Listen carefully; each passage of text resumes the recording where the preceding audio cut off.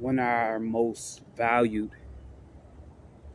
and precious assets that we have is one that's not replaceable, and that's time.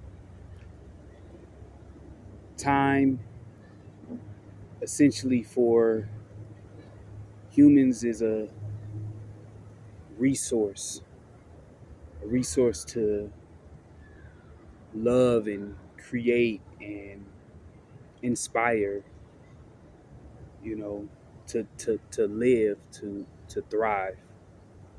And one thing that's directly tied to our time is how we spend our time. And how we spend our time is directly connected to our attention span. Attention. What are we giving attention to? What are the thoughts that we are thinking? What are the actions that we are taking? What are the goals that we're accomplishing? So, one of the reasons why, though I believe social media has some value benefits in terms of readily available and consistent information, you can keep up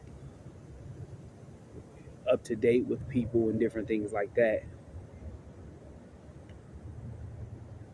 Social media is designed to essentially hijack you, rob you of as much time as possible. And it doesn't really stop there, because let's say you're losing time. You lose 4 hours of time, 2 hours of time, 30 minutes of time on social media. Doesn't stop there. It is being programmed, to deal with your frame of attention, how attentive you are as a person. So because of this, usually, even if you're off social media, it's harder to focus in, to really dial in and dig deep and nourish, the connections you have, the work that you have, even though it can essentially duplicate and spread the work, the connections that you have, the depth, the substance of it is essentially lost. And maybe that's not the case for every person, but for me, this is what happened.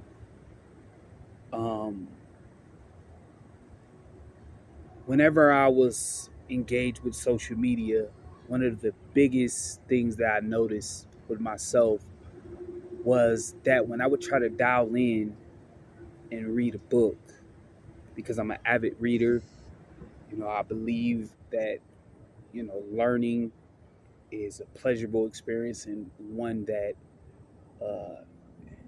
we should honor whenever we get the chance to do so. And whenever I would try to dial in and read, I just felt completely divided. Like there was something screaming internally, distraction, distraction, distraction. And my attention span in terms of focus just felt off. And for me, how I noticed this was because when I started doing calisthenics, I wasn't on social media and I was pretty heavy. And the moves that I was trying to dial into was extremely difficult and required laser-like focus and discipline and strategy and technique, all of the above. And I could reminisce and remember times when I was doing this without social media. And then when I would get on social media, not only was the reading changing, but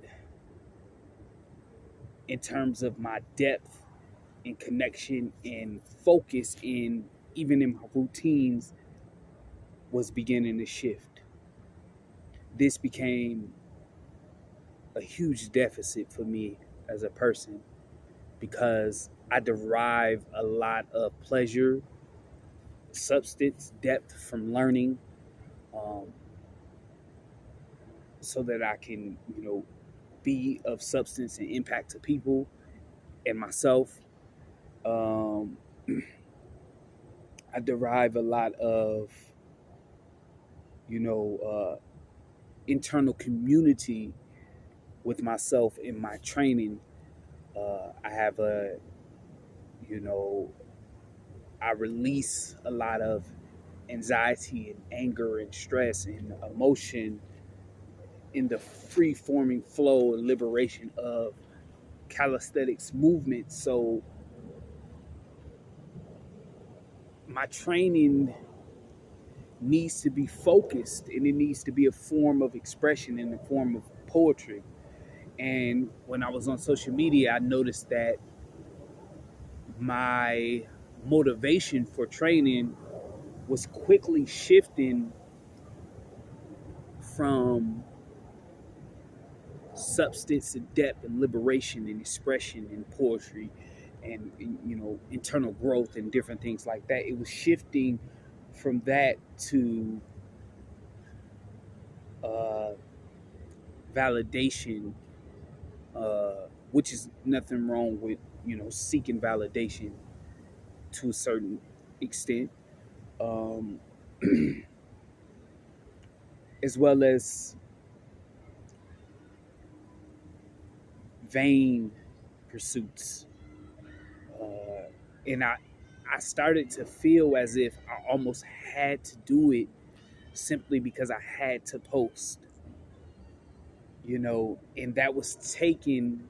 Now, let me be honest, it was adding a little versatility into a lot of my routines because I needed to honestly keep new moves readily available and accessible to the people that was watching me on my stories and different things like that. So I would say it added a layer of creativity to some of my training, but it also took the depth and the substance from it at the very same time. And this is kind of like the dance with social media, is that it creates accessible connections, right? And it gives us the ability to add a variety of surplus by being able to spread messages very, very fast and get to people rapidly. But at the same time, it robs us of our time and attention and genuine motivations, substance for why we do things. And though it creates a lot of, or postures to create a lot of, connections with a variety of people, the next thing I would say is that it steals away from the people who's directly in front of you. I'll be transparent. At a particular time, I was dating a young lady, and I was dating this young lady prior to social media, prior to my engagements on social media. And this is just me being transparent. And I had been off social media for years, maybe 3 years, maybe even longer. I don't know. So my mindset was completely innocent in terms of understanding what really goes on social media. And I began to re-engage with social media, and then I started to get a lot of false and real female validation and acceptance. And immediately, instantly, my relationship with this particular young lady changed. And I became about the plethora of options in a virtuous world. The majority of them wasn't real. I would say 80% of them wasn't real. Maybe 20% of those people genuinely seen me, liked me, had a desire to get to know me. But here it was, I was in person with a person, and my time and attention and affection and connection with this person was completely split. And this really kind of rocked me, because here I am, you know, deadlining, making something full of life lifeless in the real world, while giving all my vitality and energy to something that isn't even real, to people and situations that are not totally invested in my real life, in me as a real person. And this, for me, was heartbreaking on my part. And my relationships began to become very, very superficial and shallow. And I found myself in a space of not enjoying any of my experiences, because I was so consumed about sharing the experiences to other people, to the point where there was like a restlessness happening within me. Fast forward, I'm a person, like, I work third shift. I'm a night person, because since a younger guy, I've always struggled with sleeping and stuff like that. So once I start to get really invested in social media, I noticed that my sleep quality and sleep time gradually decreased, which made me more irritable, which made my thinking far less clear. And this contributed to a variety of things in my life, just feeling uncomfortable and dissatisfying. So, though I experienced a lot of perks, I feel like from a creative standpoint, social media added a lot of value there for me. As far as somewhat connecting me to friends and family, I feel like it added some value there. As far as gaining information very fast, I feel like it added some value there. But it robbed me of my attention. It robbed me of my time. It made me value real connections and real relationships far less. Um, it made me far more narcissistic than I have enough narcissistic traits in myself. I don't need to add any more. It made me more prone to being a narc. Uh, it made me prone to seek validation outside of my creator and myself.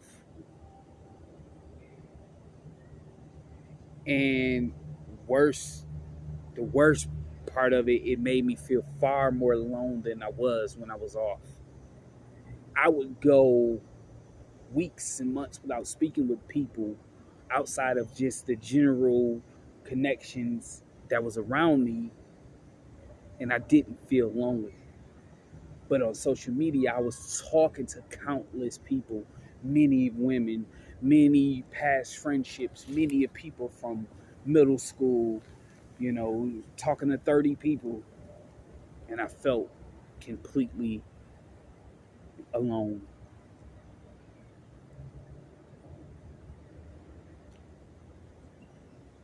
I don't want to sound as if I'm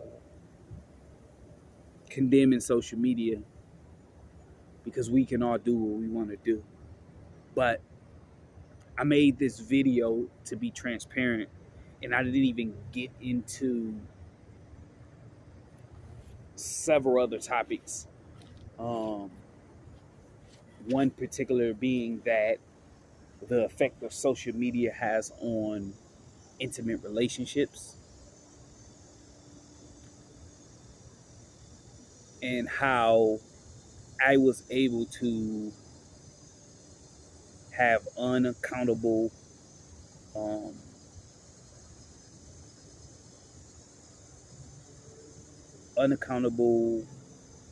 quick fix intimacy situations readily at the drop of the dime without there being any accountability to it.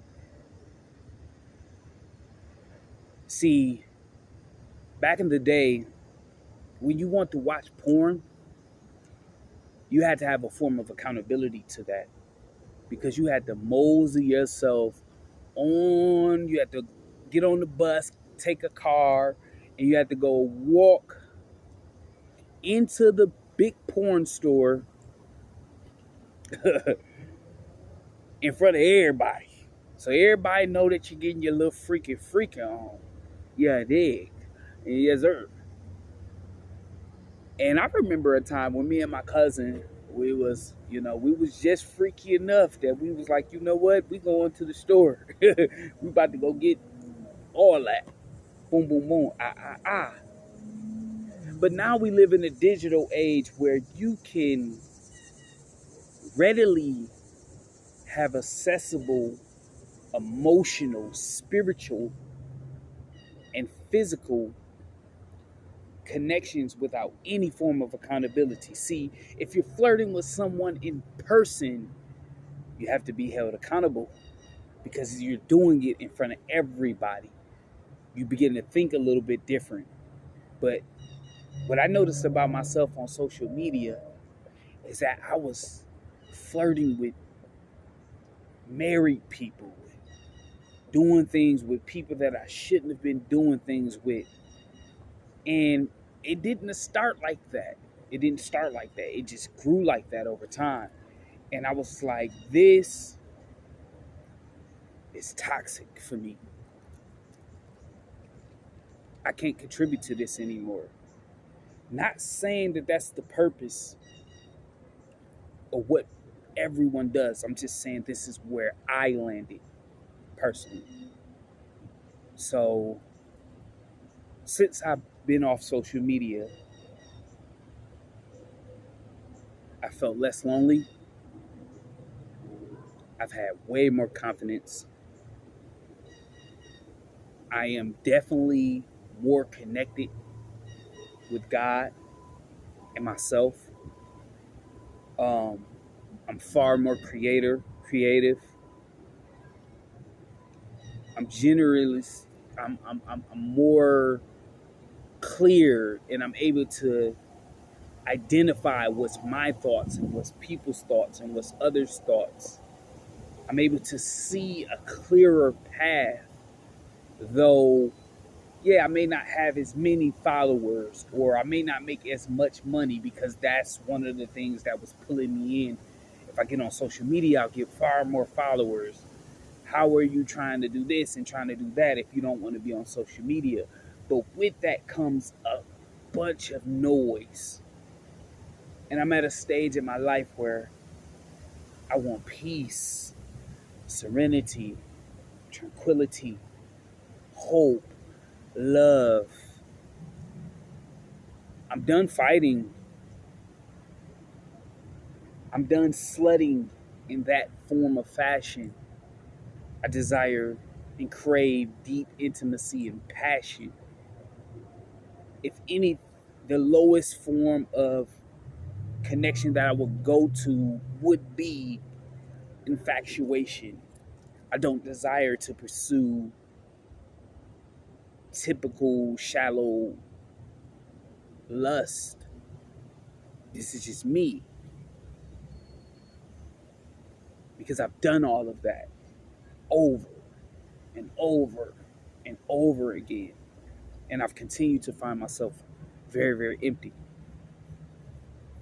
So if you struggle or can relate to any of these things, I hope this video helps you.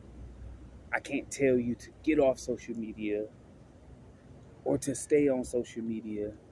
I'm just telling my story in hopes to inspire and help push the agenda of some radical thinking.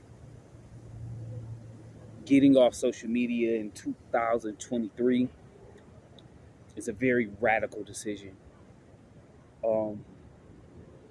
But it was a decision for me where I felt my mental health and my future and the people that God will place around me, whether that's, children, a woman, a community. I value those things. And I have enough in my life already that I'm battling to distract me and trip me up, and I have enough narc-like ways that I need to work on. I don't need to add anything additional. I need to subtract, because the goal is surplus, right? Not deficiency. So I hope this video helps. Remember, dream big, work hard, live great, don't stop. It's your boy Sean Rock. Till I'm signing out. Peace.